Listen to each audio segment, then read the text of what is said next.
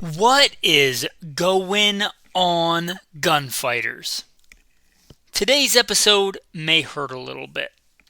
I don't want it to hurt, but I'm called to speak the truth in love. And out of love, love doesn't always mean telling somebody what they want to hear or giving them what they want, but rather telling them what they need to hear, giving them what they need. For instance, an alcoholic may want a fifth of Jack Daniels, but what he probably should have is a glass of water. A heroin addict may really want Oxycontin, but probably not what you should give them. Today's episode may feel a bit like ripping off a Band-Aid, but I think it's important. With that, welcome to Gunfighter Life, the podcast where we talk about guns, gunfighting, tactics, ballistics, the right way with God at the center, Judeo-Christian values, and real-world first-hand experience. I am blessed to serve you as host. I am not going to put in a bio because one of the listeners wrote me and said, hey, why don't you put it in the show notes? So we're going to give that a try. Give that a shot. So if you haven't heard my bio before, check it out in the show notes. Because you shouldn't listen because I have a microphone or because I have a bunch of cool TikTok videos or whatever, right? Even shooting TikTok videos, how many times do you think somebody can do 100 takes and take the best one, right?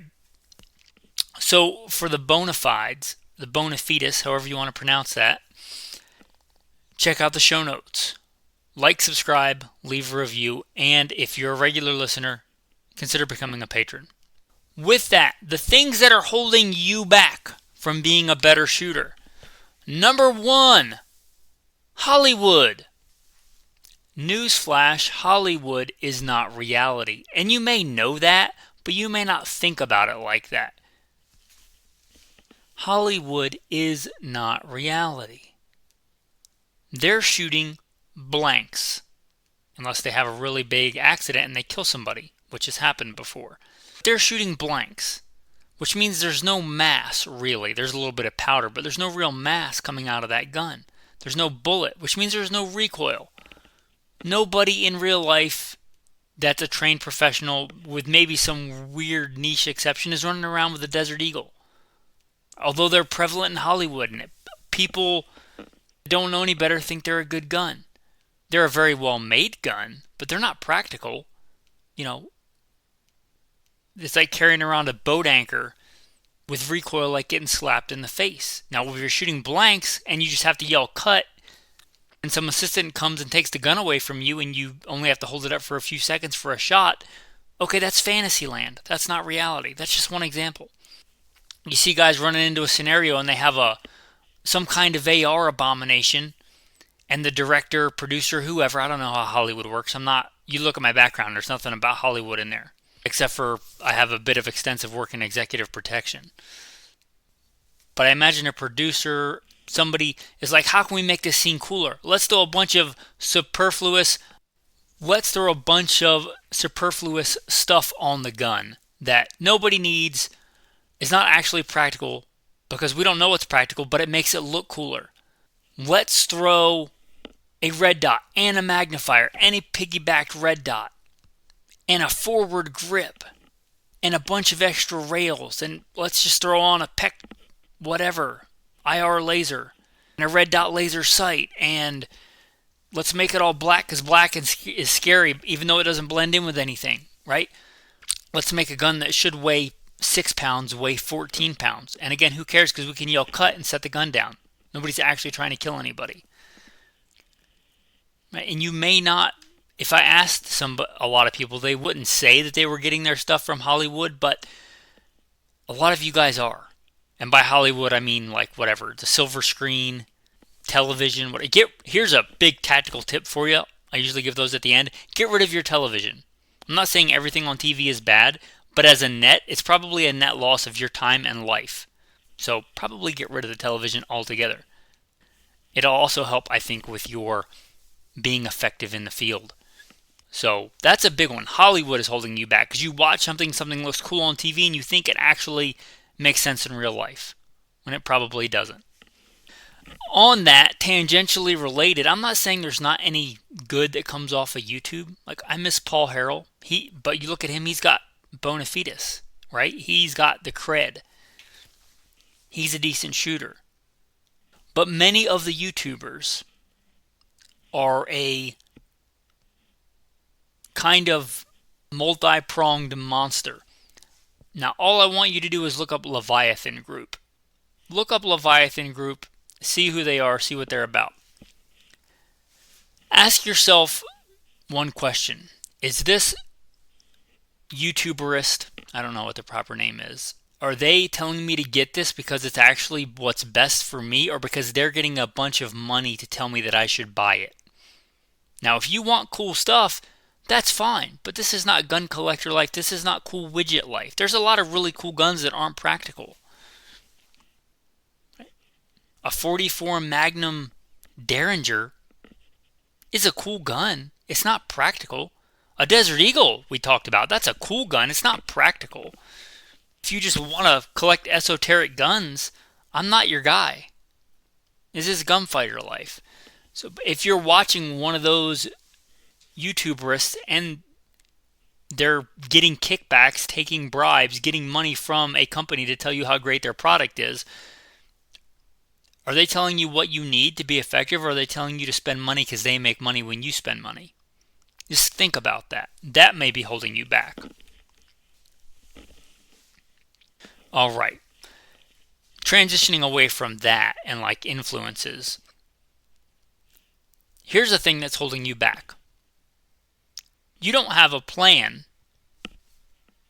when you practice, either dry fire or live fire. You don't have a plan. It would be like me going to the gym and being like, what am I going to do today? I don't know. That thing looks heavy. Why don't I push that thing around?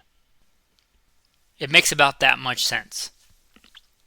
Maybe some of your mechanics are mechanically inclined. Somebody brings you a broken down car. Your car breaks down. You don't even look up what's wrong with it. You're just like, I'm just going to start taking parts off and putting parts back on until eventually it works again. Eventually you might get there, but does that make a lot of sense? That's a big thing holding a lot of people back. You don't have a plan. Practice doesn't make perfect. Perfect practice makes perfect.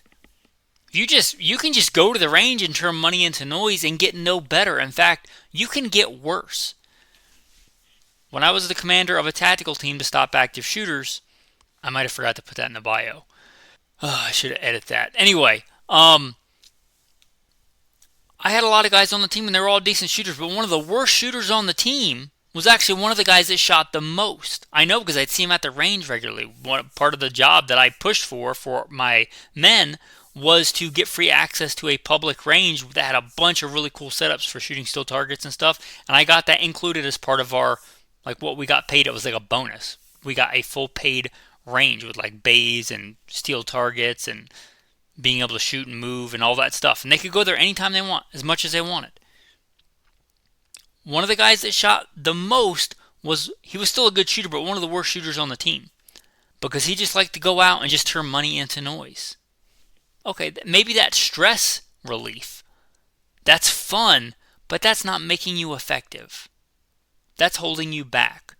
So have a plan. Have a plan.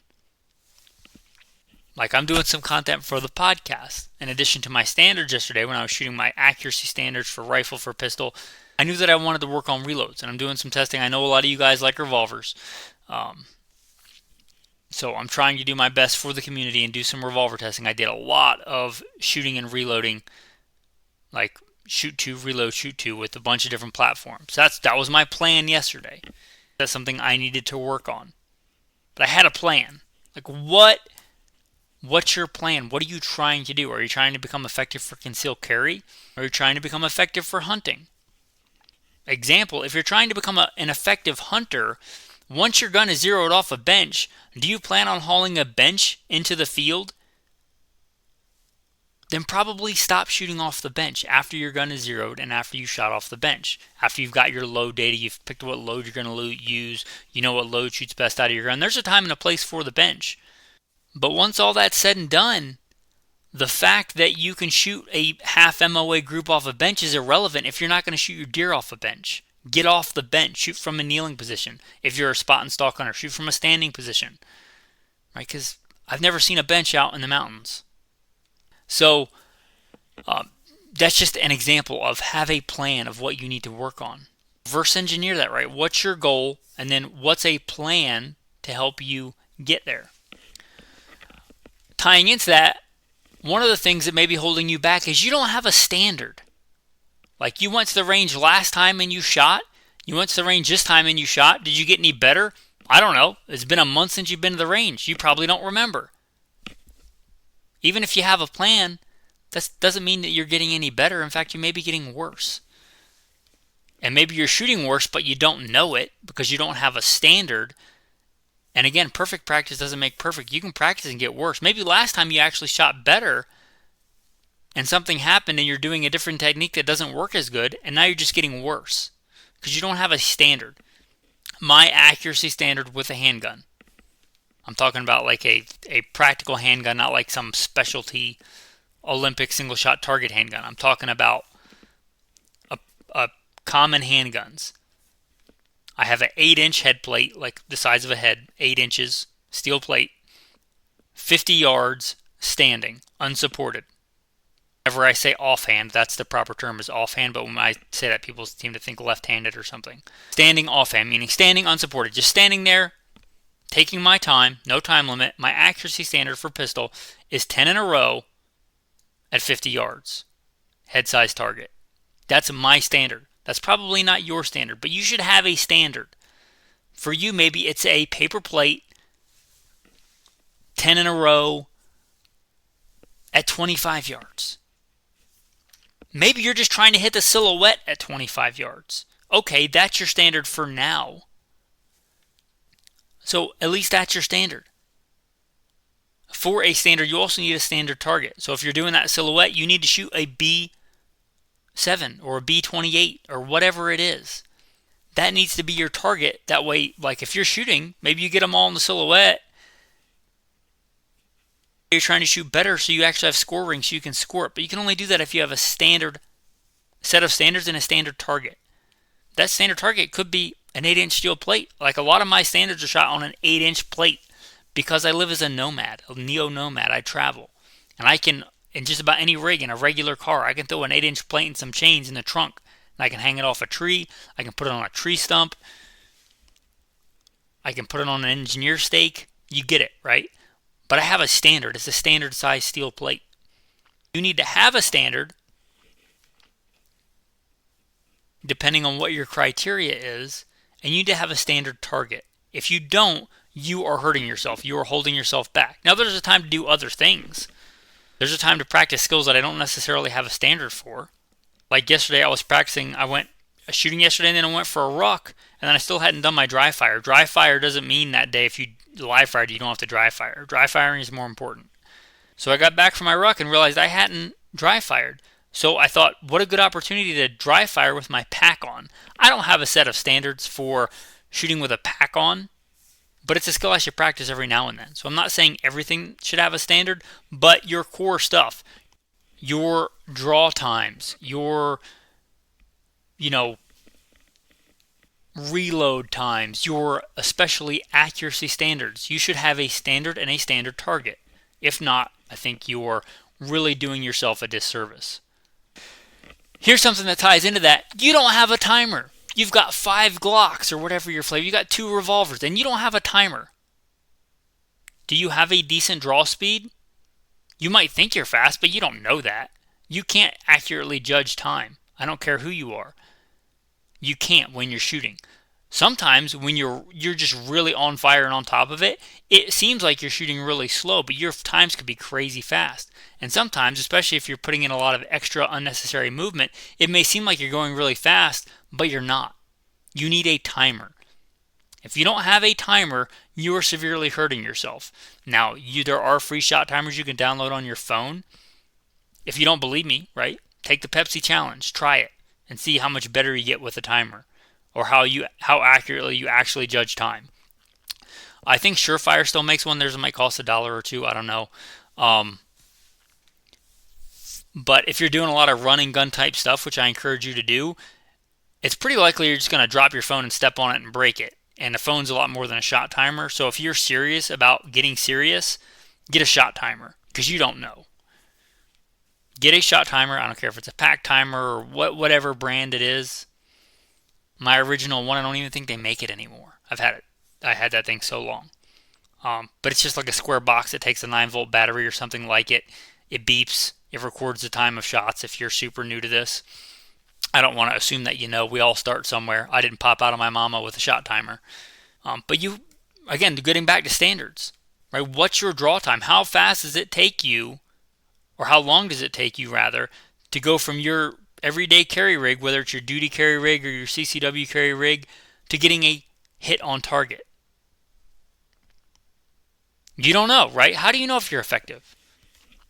A lot of gunfights, I'm not the one that's like, you should train for the average. There's a whole bunch of guys like, that's their whole thing. What's the average this? What's the average that? I don't care about average. If you want to be average, I'm not your guy. This is not your podcast. I want you to be good. I want you to be the best you can be.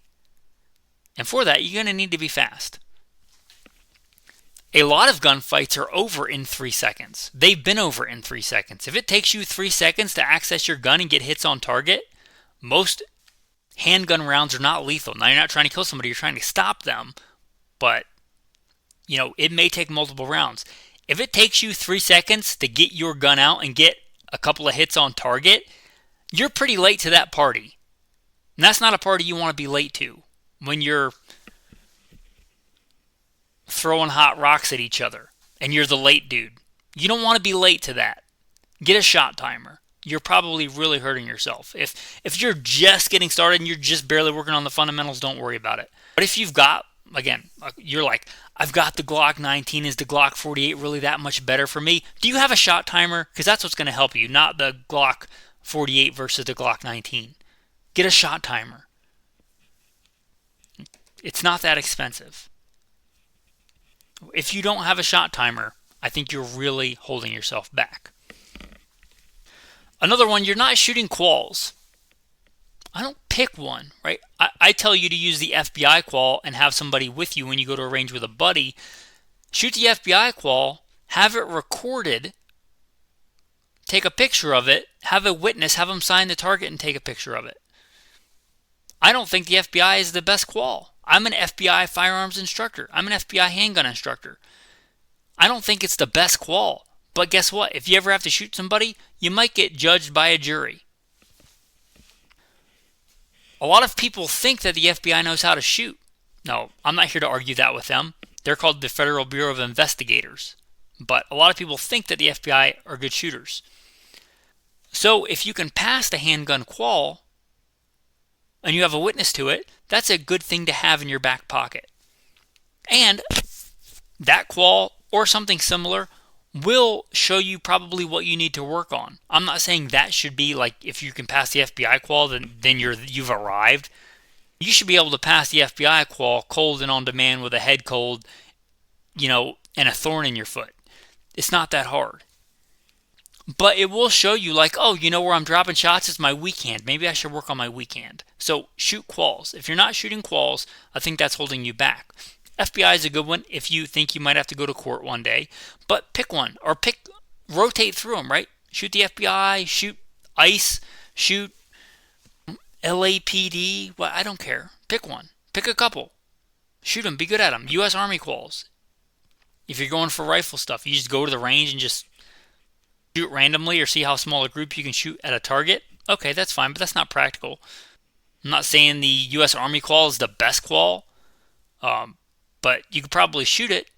And the Marine Corps qual is better. I was a Marine and I served in the Marine Corps and in the Army. I served in both. Qualled both. The Marines is a harder qual, but you also need a 500-yard range and a human being out there spotting your target and getting shot at. Yes, we do that in the Marine Corps. We shoot over each other's heads. It's just a thing. You probably don't have that, so you're probably not shooting the Marine Corps qual. But the Army qual you probably can shoot. I think if you are not shooting standards, not shooting qualifications, you are doing yourself a disservice. All right, here's a big one. Not applicable. Like, you ever filling out, like, this may apply to me, may not apply to you, but like, let's say you're filling out an application and the first question is, are you a veteran? I click yes, but many people click no. If you're a veteran, and you click, it says, are you a veteran? You hit no, and the next question is, are you a protected veteran? Yes, no, N.A. Non-applicable if you're not a veteran. If you're not a veteran, you can't be a combat veteran, you can't be a disabled veteran. It does not apply. It's not applicable. Right? Are you pregnant? Yes, no, non-applicable. I don't care what society and culture tells you. If you're a man, that question is not applicable to you. A big thing holding the gun community back as a whole, and maybe you, again, rip that band-aid off if you need to, but something's not applicable. Look, I'm not a Navy SEAL. I never was a Navy SEAL. I don't pretend to be a Navy SEAL. The Navy SEALs are really good at a lot of stuff. But just because they do something a certain way does not mean it's applicable to you. A lot of the stuff and tactics they have are for a team. Now, I don't know, I wasn't a Navy SEAL, but I was an urban warfare instructor in the Marine Corps. I did, a couple of combat tours. When you're doing urban operations and those kind of environments, you have a team. You have at least a fire team, unless they've all been killed. You probably have a larger squad at least. You have different guys on different things. Guys on comms, guys that are medics. Is that what you're doing? Is that what you have? Do you operate generally with a team of highly trained dudes? If yes, it's applicable. If not, it's not applicable. Another big thing. A lot of those type of roles, they have a supply chain. They have literal MOSs, military occupational specialties. They have entire teams of people whose entire jobs and career it is to get you the right stuff at the right time. You have a supply logistics train getting you the right batteries that you need when your batteries go down. Because you can't carry all the batteries you're going to need. People got to resupply you. You can't carry all the chow you're going to need. An army marches on its stomach. So gear that they may have may not apply to you. Do you have a supply logistics train of people supporting you? Like, I'm big into survival and prepping. If you're not, that's okay. But a lot of people in that community are like, I'm going to have this same loadout as a so-and-so, as a Green Beret, as a Navy SEAL, as a Marine Corps infantryman. Okay, do you have a supply logistics train of people resupplying you out in the field? Are you getting airdrops? If you get injured, are you getting medevaced to, a really good trauma medical facility? Does that stuff apply to you? So if it applies, then apply it. But if it's not applicable, then don't try to make it apply to you, because it doesn't. And you need critical thinking for that, which is probably the overarching thing we'll talk about at the end. But if it doesn't apply, stop trying to make it apply. Think about whether it applies to you or not. Tying into that, two things, the opposite end of the spectrum, that might be holding you back. One is nostalgia. And the next one is the latest and greatest brand new thing on the market. And you think the FOMO if you don't have it. So one end we got, let's call it nostalgia, and the other end we got fear of missing out, FOMO. Nostalgia, like, so-and-so, who was a really good gunfighter, he carried a Colt single action army. Therefore, that's a really good gun. Yeah, the Colt single action army is a good gun for its time. It was probably one of the better carry choices, not the only one. Like the old Top Break Smiths were pretty good. But yeah, that was a pretty awesome carry gun in 1880. It's not today. It's not. If you have to defend your life, the other person's not going to be like, oh, it's cool that you're into 1880s tech. I'm going to give you a 3-second handicap. Go ahead and skin that smoke wagon. That's not going to happen. If you're hunting to put meat on the table, that animal's not going to be like, oh, I see you're into single shots. I'm going to stand here longer and let you shoot me because that's pretty cool. I like that nostalgia.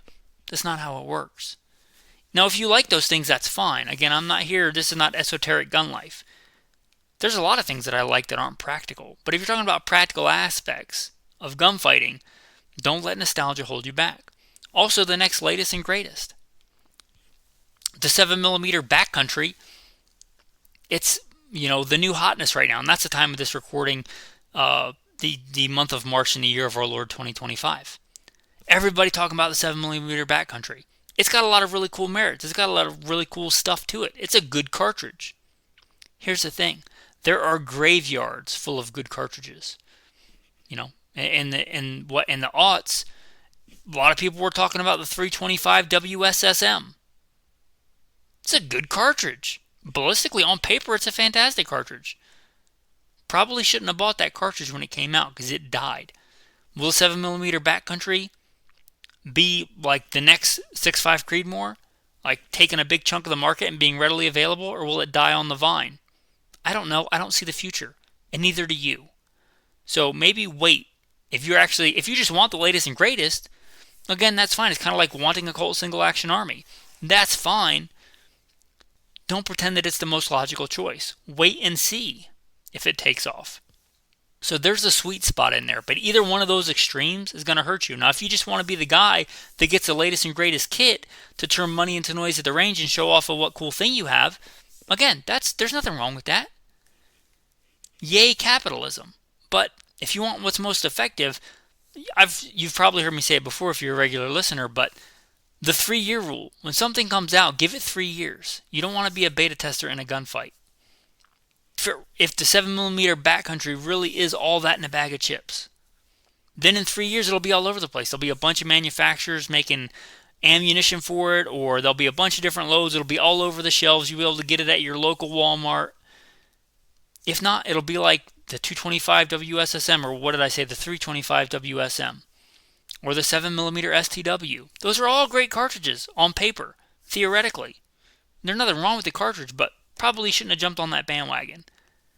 Unless you just like weird odd calibers. But if you want to be effective, you want to go to the range and train a bunch, those probably aren't your calibers. So either one of those, I think, is going to hurt you. The nostalgia, if it's to be effective, and the latest and greatest, cutting edge if it's to be effective. Okay, coming back to the thing we touched on, the thing we aforementioned in the podcast, critical thinking. You need to think critically. If something comes out on the market, do you need it? Is it going to benefit you? Is it something, here's a good way to think about this. Have you been thinking for years, you know what, I would really be better off if I had X, but nobody makes it. And then X product comes out. Maybe that's a good thing. Maybe you should get that. If something coming out was not even on your radar, you didn't even care about this thing. Either one, it's so revolutionary, nobody had thought about it before. A. Or B, it's a new product and a bunch of YouTuberists are pushing it. They're pimping it. They're whatever, like a drug pusher would push it. They're all pushing it to make a profit, and you see it and see it and see it and see it. And the FOMO of not having it is why you want it. That's not applying critical thinking. That's not thinking critically. That's being influenced. That's letting somebody else do your thinking for you. So critical thinking, that's important. Again, does this thing apply? A lot of the stuff that I'm into, you may not be into, and vice versa. I grew up hunting on a deer stand back east. I can't stand that. I don't like that style of hunting. I like spot and stalk and still hunting. Things that I say about, here's one. I recently had a patron reach out to me about good coyote rifles. And I often talk about controlled round feed and iron sights on my hunting rifles. That's important to me. And he's like, oh, but it's not controlled round feed. It doesn't have iron sights or something like that. It's a coyote hunting rifle. You're talking about hunting coyotes, and he was talking about hunting coyotes on ranches. Right? If I'm 12 miles out in the backcountry in rugged terrain, in a snowing sideways snowstorm, in grizzly bear country, yeah, I want controlled round feed and I want iron sights. That increases my chances of survival. If you're on somebody's ranch hunting coyotes and your rifle breaks, are you A, going to sit there and try and bushcraft and make a fire and fight grizzly bears in the wilderness? Or are you B, going to walk to your truck and drive to the ranch house and then buy another optic? So again, not applicable. Even me, like if I have a specialty varmint hunting rifle, I don't need iron sights on that unless I just want to hunt varmints with iron sights. It's not like a go-to apocalypse survival rifle. It's a specialty. hunting rifle for a special niche purpose. So again, applicable, not applicable. I say that I like iron sights on a hunting rifle. I'm talking about deep wilderness spot and stalk hunting. And I'm also notoriously hard on optics. If you're not, fording rivers on foot in a snowstorm in the wilderness, maybe backup iron sights aren't that big a deal to you. Just because I like them doesn't mean they apply to you. So even stuff that I say, especially stuff that I say, does it apply to you? If it doesn't apply to you, I like stainless steel. If you live in Arizona and hunt out of a pickup truck, you probably don't need stainless steel. If you live in coastal Alaska, I would highly encourage it. I've lived in coastal Alaska. I'd highly encourage it. Does it apply to you or not? You need to think critically. You don't need me to tell you you need to buy X product. Does it apply to you? I talk a lot about concealed carry and carrying a handgun. If you live in Canada, you've been neutered. That doesn't apply to you. Sorry, or sorry, but it's just a reality. If it doesn't apply to you, it just is what it is. So think critically about whether something applies to you or not. And you can apply that as a major overarching thing in life, not just guns and ammo and whatever. But it especially applies here. This ammo, this new caliber is 150 feet per second faster. It's got a higher BC. Well, do you hunt east of the Mississippi on a deer stand where everything's inside 200 yards? Not applicable. If you want it because it's the latest and greatest, fine. Again, yay capitalism. But in that scenario, it probably doesn't matter if I put a 30-30 in your hands or a 30-06 or a 7mm backcountry, because you're not in the backcountry. It doesn't apply. If you want to shoot a deer with a new cartridge because you like new cartridges, that's cool. Have at it, brother. But don't think that you need it to shoot a deer in a deer stand inside of 200 yards. It's just, you don't. You can get it if you want it, but don't think that it is really going to make any difference on whether you're successful or not. So, again, kind of a rip off your Band-Aid episode. You probably wanted me to tell you what you need to be effective is to buy this higher magnification optic on Amazon. Here's the link. Click it and you're a better man. I'm not going to lie to you. I'm not going to pee on you and tell you that it's raining. I'm going to give it to you straight. And with that, I'm going to roll into the tactical verse of the day. You shall do no injustice in judgment and measurements of length, weight, or volume. You shall have honest scales, honest weights, an honest ephah, and an honest hin. Comments. Be an honest judge. If you're getting something because you like it, that's fine. But make sure you understand it's because you like it, not because it's actually better. Don't pretend that it's better just because you like it. Or don't pretend something's worse because you don't like it. Hopefully, I love you too much to lie to you. And I love you too much to take a bunch of money from a company until you need to spend your money on this thing when you don't need it. I hope that you love yourself that much. You should love your neighbor as yourself. You should love yourself. Don't lie to yourself. If you want something just because you want it, that's great. There's a time and a place for that. I have guns that I just like. But don't lie to yourself and justify something being better just because you like it. And don't pretend something's worse just because you don't like it. Be honest. With that, thanks for listening and have a blessed day.